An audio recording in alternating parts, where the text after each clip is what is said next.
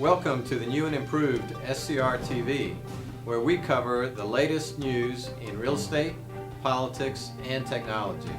Today is May 21st, and here's a quick update of the most recent news in South Carolina real estate. The NAR Midyear Meetings took place last week and were a huge success. Over 13,000 realtors were in attendance. Over 100 from South Carolina had registered for the Midyear Meetings and had a tremendous impact at this rally that took place at the Washington Monument. It was a proud, defining moment to rally on behalf of homeowners, real estate investors, and those aspiring to own their own home. During the meetings in D.C., former Republican National Committee Chairman Michael Steele, leading Democrat strategist Celinda Lake, and National Economic Council Director Gene Sperling participated in a panel discussion about how the 2012 elections will impact the real estate industry.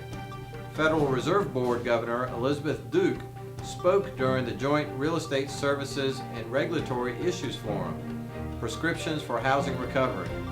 Duke discussed how a full housing market recovery could not happen until policymakers move forward with the difficult decisions regarding the future of the mortgage market.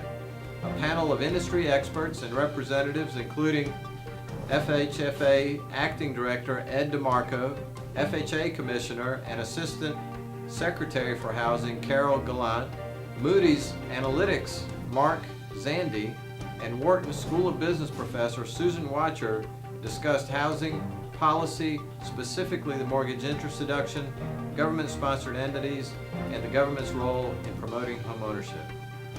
The highlight of the mid-year meetings in D.C. last week was the Realtor Rally to Protect the American Dream, which took place on the grounds of the Washington Monument.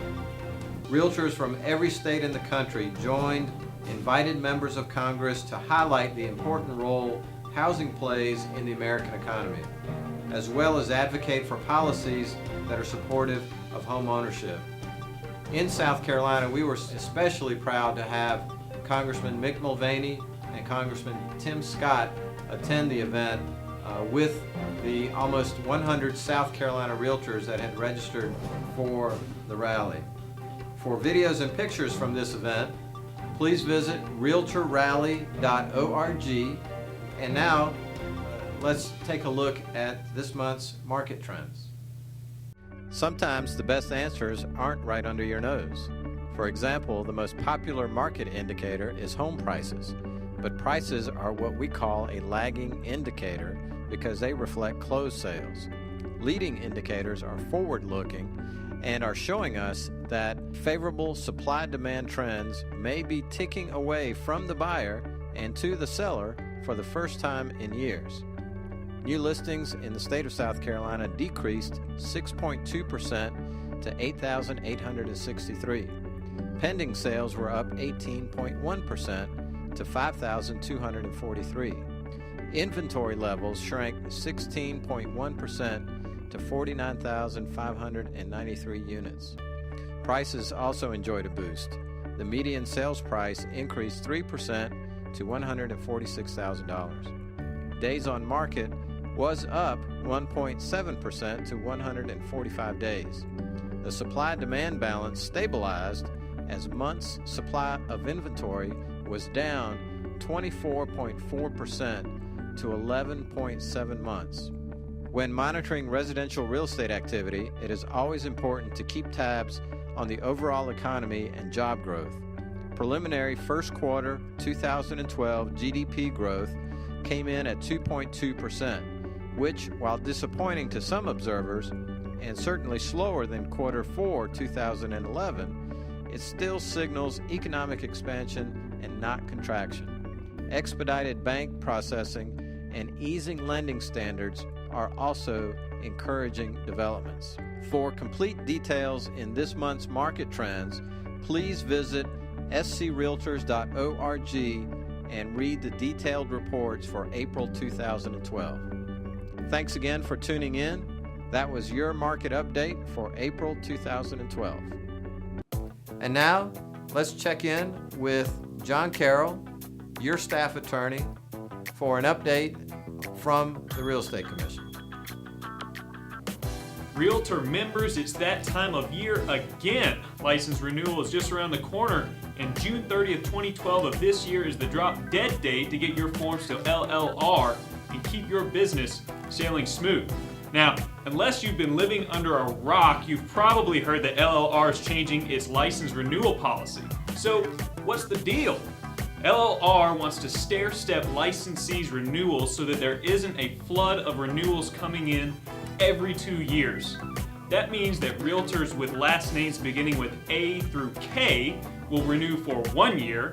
I repeat, 1 year, with your license being good through July 1st, 2012 through June 30th, 2013. So an A through K licensee will pay a 1-year renewal fee. Licensees with the last names beginning with letters L through Z will renew for a 2-year period, just like normal. So L through Z licensees will have a good license through July 1st, 2012 through June 30th, 2014. L through Z licensees will pay a 2-year renewal fee. Now, I bet you're wondering what kind of LLR fee are we looking at, so let's break it down. Those A through K licensees that have to pay a 1-year renewal fee, a sales agent will run you up $30. A broker and property manager license renewal is $40, and a broker in charge or property manager in charge license is $60 per office. Licensees with last names beginning with L through Z will pay a 2-year renewal fee, twice that amount at $60, $80, and $120 respectively. So now that you have the info, the only thing left to do is to send in that check. Type in this link to visit LLR's website. Be sure to print out and mail in the form, which is due on June 30th of this year. After June 30th, the license is lapsed and must be reinstated no later than December 31st, 2012, or you're in trouble. Well, that's it, your South Carolina Realtor Legal Update. I'm John Carroll, your SCR staff attorney, and I'll see you next month because this deal is closed. Thank you, John, for that interesting update.